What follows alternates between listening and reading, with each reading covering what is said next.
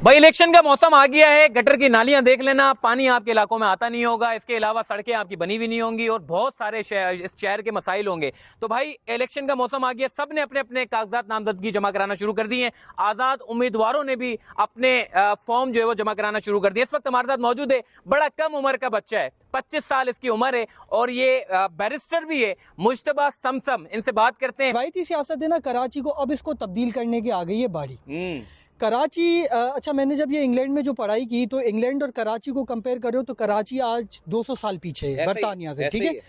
तो मैं इसकी वजह यही समझता हूँ, मैं किसी का नाम तो नहीं लूँगा, लेकिन जो कराची के हुक्मरान रहे हैं, जिनने कराची का तख्त संभाला है, कुर्सी संभाली है, उनने कराची के लिए कोई भी खिदमत नहीं की। क्योंकि आपने अभी इंटरव्यू शुरू करने से पहले खुद कहा कि गटरे, गंदा पानी, तो कराची का तो यही हाल है।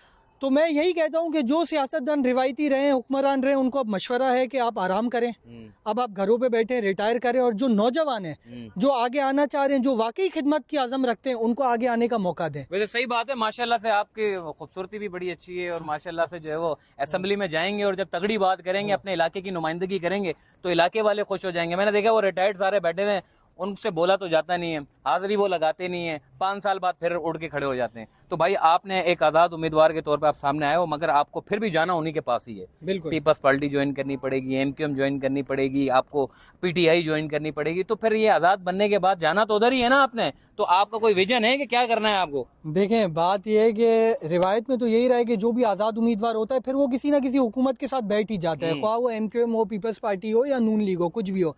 लेकिन इस रिवायत को भी अब तोड़ना है। इस रिवायत का भी खात्मा इस तरह करना है कि जितने भी यूथ हैं, जितने भी मेरी तरह नौजवान लड़के हैं, इलेक्शन में खड़े होने के 2 ही मकसद थे। एक, आवाम की खिदमत की जाए, शहर को सुधारा जाए। दूसरा, जो हम उम्र है मेरे जितने भी यूथ हैं, उनको मैसेज है कि अब आप आगे बढ़ो। सही सही सही। तो जब ये आगे बढ़ेंगे तो हो सकता है इन पार्टियों में जाने के बगैर के एक यूथ की एक अपनी तहरीक निकल है, जो कराची की खिदमत करे, कराची को संवारे, कराची की गटरे सही करे, पानी सही करे और वाकई लोगों की खिदमत करे। सियासत में तो आप आ गए, पीछे के मारने के लिए खड़े हो गए, क्या आपको बोला अभी से ही मारो यार इसको? नहीं, ये जितने भी पीछे ये हमारे सपोर्टर्स हैं, हमारी हल्के की आवाम है। शुरू हो गई कैंपेन आपकी? कैंपेन बिल्कुल शुरू है। PS101 से ये जो है वो अपना कागजात नामजदगी जमा कराई है। PS101 कौन कौन से इलाके आपके आते हैं, जरा बताइए। देखें, PS101 जो मेरा हल्का है, जिधर में रिहाइश है, धोराजी से शुरू होता है, भादराबाद जाता है, शरफाबाद जाता है, PIB कॉलोनी जाता है, ईसा नगरी जाता है, शांति नगर जाता है और गुलशन इकबाल के चंद ब्लॉक्स हैं इसमें। तो एरिया वाइज तो काफ़ी बड़ा हल्का है। तो इसमें मेहनत भी ज़्यादा है, लोगों को निकालना भी है, लोगों को यकीन भी दिलाना है कि वाकई खिदमत के लिए आए। सीट से कोई लेना देना ही नहीं, करनी खिदमत है। क्या बात है। और अगर ये मैसेज है कि अगर मौका देते, मुंतखब करते हैं असेंबली में, तो जो आवाज़ ऐवान से पूरे पाकिस्तान में जाएगी वो बगैर ऐवान नहीं जाएगी।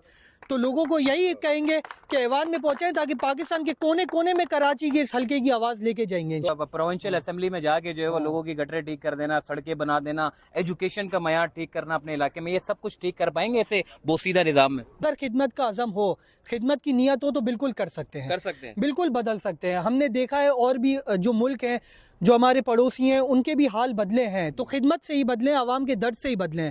जो आवाम का दर्द रखेगा, खिदमत करेगा, तो इंशाल्लाह ये शहर बदलेगा। कैंपेन कब से शुरू करने वाले हैं आप अपने इलाके में, कब जा रहे हैं? कैंपेन हमारी शुरू हो गई है और इंशाल्लाह डोर टू डोर कैंपेन हम आज से शुरू करेंगे। क्या बात है यार। ये आपने जो है वो कागजात नामजदगी जमा करा दी है प्रोविंशियल असेंबली में। ये पहला बंदा होगा जो कि 25 साल का और नौजवान है, इस वक्त जो है वो आज़ाद उम्मीदवार के तौर पे कागजात नामजदगी जमा करा दी है। अब उसके बाद फिर ये जो जब अल्लाह करे कि इनको कामयाब हो और ये ऐवान में जाके बैठे तो लोगों के मसाइल सुने भी। मैंने देखा है बहुत सारे लोग बड़े बड़े वादे वईद करते हैं शुरू में, जब वोट मांगने जाते हैं, जब आप बिल्कुल कामयाब हो जाते हैं तो उसके बाद उस इलाकों में जाना तो दूर की बात है, उधर पूछते भी नहीं है। तो आप अपने इलाकों में अगर अल्लाह ने कामयाब किया तो जाओगे उधर, लोगों की बातें सुनोगे, उनके मसाइल हल करोगे? अगर इंशाल्लाह अल्लाह ने मौका दिया और आवाम ने भरपूर सपोर्ट किया तो मैं ये वादा करता हूँ कि इंशाल्लाह हर वक्त अपने हल्के में पाया जाऊँगा और हर वक्त हम अवामी खिदमत में ही निकालेंगे।